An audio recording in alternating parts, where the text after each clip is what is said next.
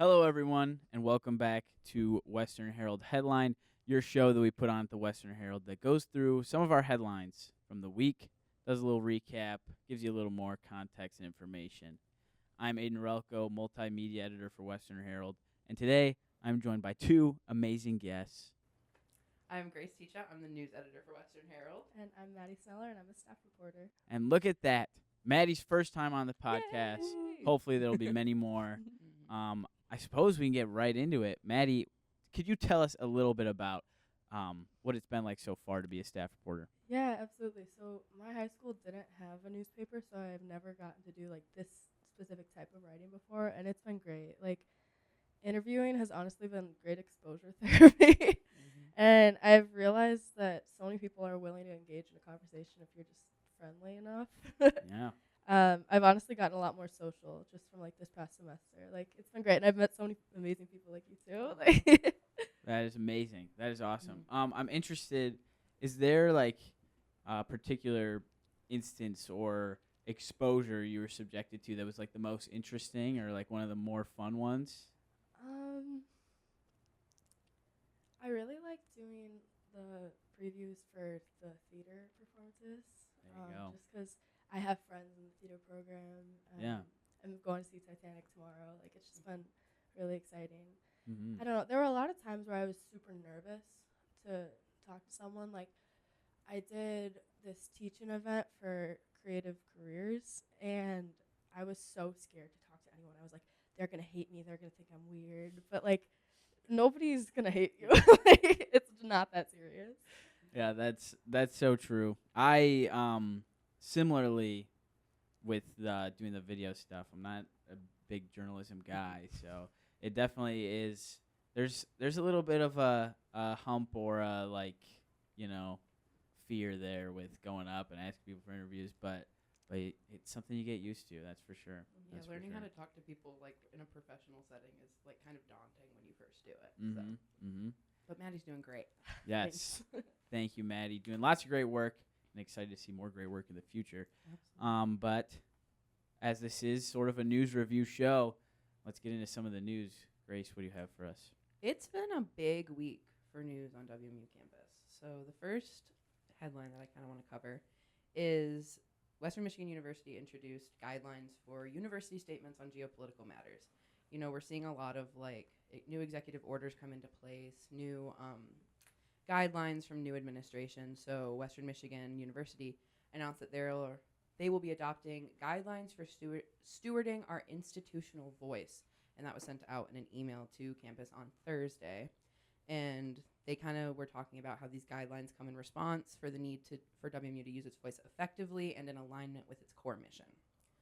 So there's this new set of guidelines that kind of state like when Western Michigan University like deems it necessary to speak out on behalf of the university and like speaking with their institutional voice.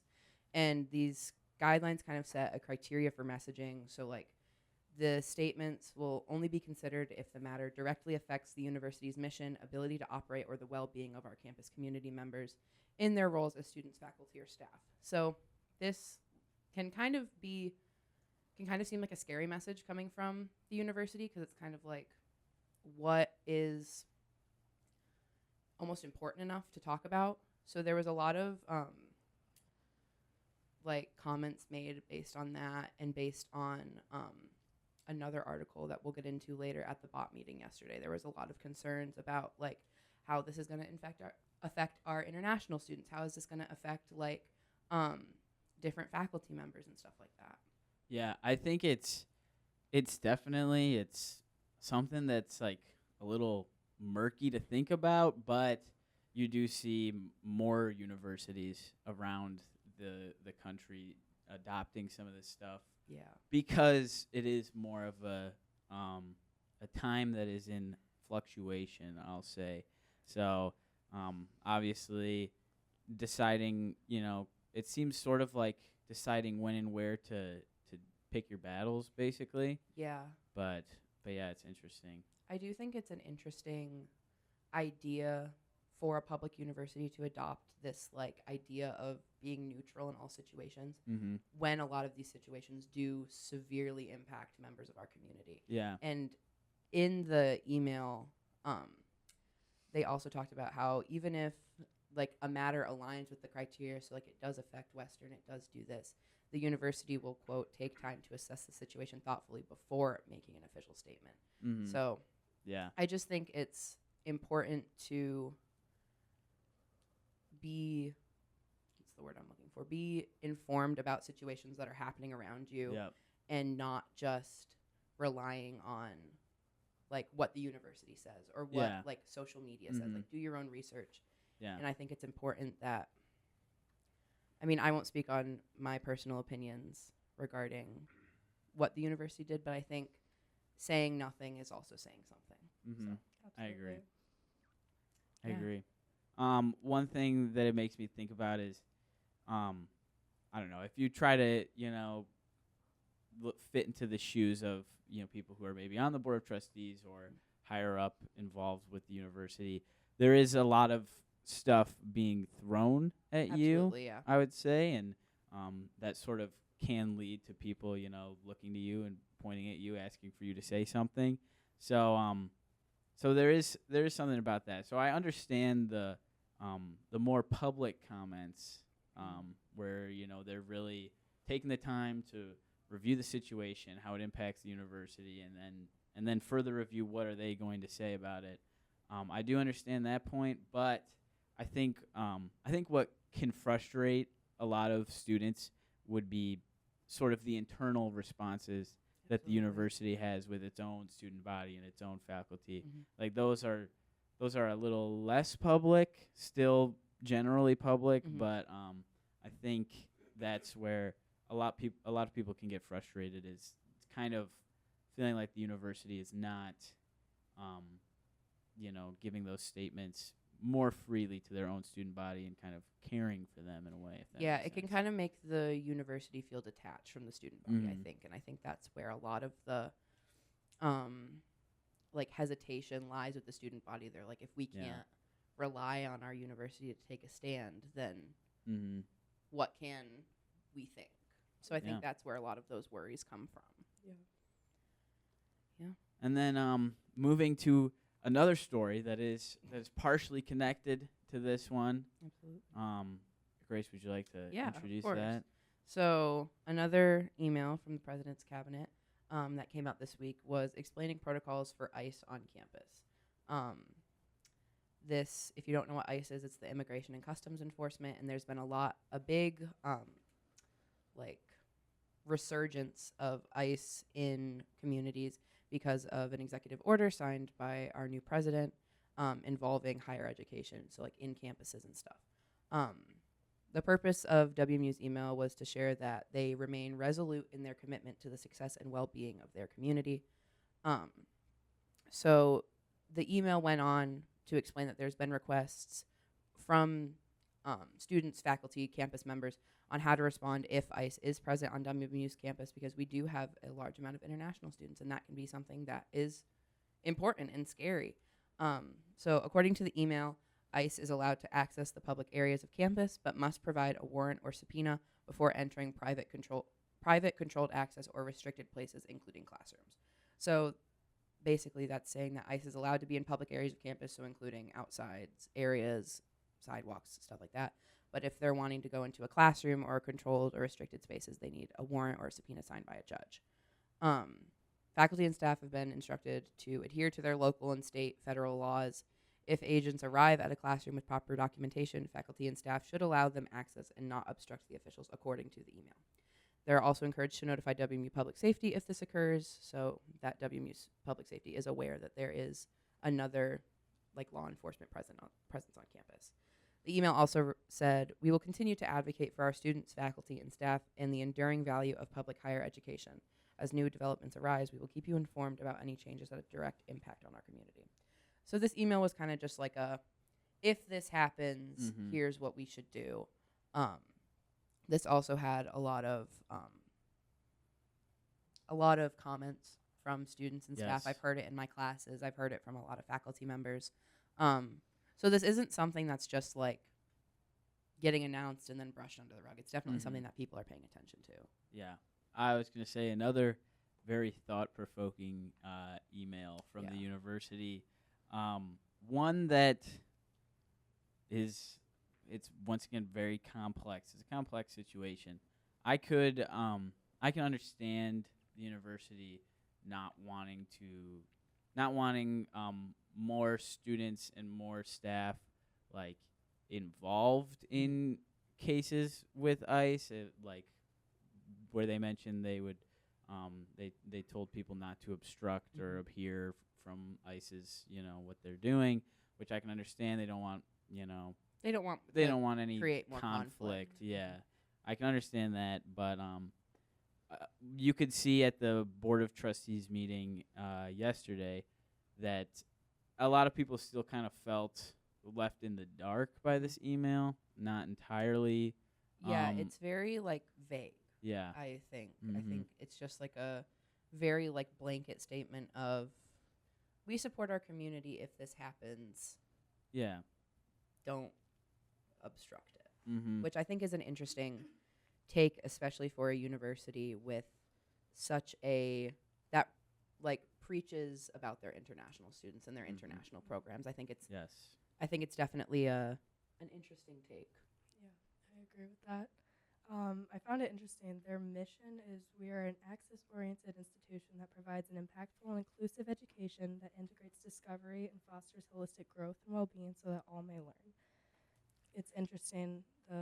So that all may learn. Yeah, that last part really, Mm-hmm. really hits home in a time Yeah. in a time that we are living through right now. Yeah, yeah, and we were talking about that beforehand, and sort of how that also not only applies to this email and the context, but the most recent one about their statements on geopolitical matters and other things. A lot of recent developments do kind of impact their mission. So that is another thing why it seems a lot of people are frustrated about sort of the university's social involvement, I guess, so to speak, is that they do sort of seem to preach a lot of this stuff and then, as of right now, are a little quiet on the matter. Actions don't follow the words, so to speak. I think a lot of people are just feeling like it's empty words now. Like Yeah, and I think there is something to be said about, like, you're a public university, so you have to kind of cater to the masses in a sense. You can't, it's not like we're a private university where we can kind of have more, like, strict boundaries on what we say. Yeah. But yeah, I also think it's an interesting way because a lot of issues, especially with, like, the new administration federally, a lot of people don't realize the effects that it could have on them because they're like, oh, it's so high up. It's so, it's like, it's not my state government. But, like, we're seeing these effects in public universities, in state governments, affecting not just, like, the overarching population of America. Yeah. And sadly, a little bit of, like, your federal and even state politicians are a little farther out of reach For sure. or a little less accessible than more local ones. So people do turn to the university. People can find, like, a safe haven. And, I think everybody wants to be able to feel safe at their university, and everybody should feel safe in the comforts of their own campus. Yeah. Yeah, I agree. It's just, I do think, I mean, it's such a complex situation. For sure. The idea of ICE coming on campus and potentially, taking some people away. It's a scary thing to think about. It is a scary thing to think about, and I believe that's why a lot of people were kind of angry about an email that didn't provide much, other than don't obstruct. Especially, like, with an issue such as this, just like a simple email can seem like what was done. But and a lot of questions that still remain were brought up at the Board of Trustees meeting. I remember there was one speaker who came up during public comments and said, the university has a lot to potentially clarify about this. Like, will the university notify people of ICE presence on campus? Will the university aid in the processes of ICE if they ask them to. So some stuff like that I think people want to know and maybe deserve to know, I believe Yeah. as well. The Board of Trustees meeting was a big one yesterday, and I know that Aidan, you made a video about a lot of the Yes. public comments. Yes. So, like, what were some of those comments talking about? Yeah, it was interesting. First, I've never kind of made a video in Mhm. that kind of sphere, so it was interesting to be there at the meeting, and I arrived for mostly the public comments, and it was a range of topics, all things that are current and have real merit and involvement at the university. One of the first topics that was brought up was the conflict in Gaza, and kind of how, as a group, as our representation of WMU, we can sort of take a stand against some of the stuff going on over there, because there is some sort of investment that comes from the university towards some of these companies that do create weapons that end up in Gaza. So there was a call for the university to kind of divest from that and sort of take a stand in that way. And then beyond that, some of the changes to Title IX, repealing what President Biden set up in April, that was brought up as well. Sort of an argument for kind of the due process that President Biden was setting up that has now kind of been repealed. So there was call for that as well, which is directly applicable to university. Absolutely. So that was brought up, and then finally the emails about ICE and how the university will interact with that.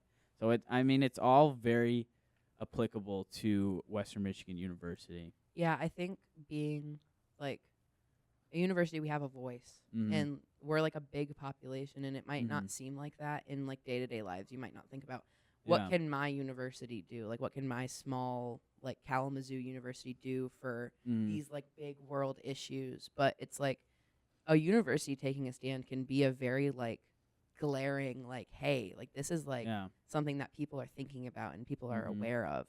And I think that's something that could really be a turning point in all of these issues. And it can also kind of set a precedent in a sense. Like, you see when universities do make these big changes, like those stories tend to get picked up and spread around, and then who knows what happens, but more universities can also adopt similar policies, and it kind of creates a domino effect. Which is interesting. And it's easy to say like we're just WMU, and like it's easy to feel kind of locked in this little bubble of like, I'm going to go to my classes, I'm going to do this, I'm going to go back to my apartment or my dorm at night and kind of just like forget about it. But it's like a lot of people can't forget about these issues, and I think that's an important thing to remind. A lot of us have this privilege to not have to be worried about this, and I think it's important to think about the people that do have to be worried. Yeah, I think like I have the privilege to kind of like shut it off at the end of the night, and there's a lot of people that don't get that privilege. Absolutely. Yeah, and I also think like there's that statement of we are kind of just WMU. Like, what kind of can we do? I see a lot of students think about like these problems are big problems. Yeah, they're global. It is hard to make the connection between large global problems and then your local university, but obviously, like how things were brought up at the Board of Trustees meeting, you can see that there is a connection, and most of the time there always is. And like we said earlier, when you make changes, it kind of stirs the pot a little bit and can create future change down the line. So. Yeah, and it might be hard to make those changes now. It might cause some backlash from some people, but at the end of the day, like when you think about like those people who were on the right side of history at the time, it was never like everybody agreed with them. So I think that's just something to think about. Yeah, and I think it's important. Like, college students have always had a voice, like throughout history. Like, we've always been like at the forefront of like activism, and I think it's important to not let go of that right now. Absolutely. Agreed. And to sort of close off this podcast on a more lighthearted note, Maddie, when are you gonna be making videos? Yeah. When are you going to be in a video, Maddie? I think I was in a video. Oh my I was gosh. in Yes. the God's Kitchen. Oh, yes. Yeah, it was really cool. It was Mhm. a couple months ago before break. Yeah. Yeah, it was really awesome. I got to talk to a lot of people and Mhm. get some really cool opportunities I wouldn't have otherwise. Yeah. Yeah. Multimedia is Fantastic. growing. It is, and Mhm. that video was great. And we're hoping to get Maddie in more videos and more reporters and more videos. That's something that Absolutely. we're working on. So yeah, future's bright. Future's bright. Absolutely. Yeah. Keep But looking up. that will just about do it for this episode of Western Herald Headlined. I'm Aidan Ralko, multimedia editor, I'm Grace Teachout, news editor. And I'm Maddie Sneller, staff reporter. and we will see you next week. Goodbye.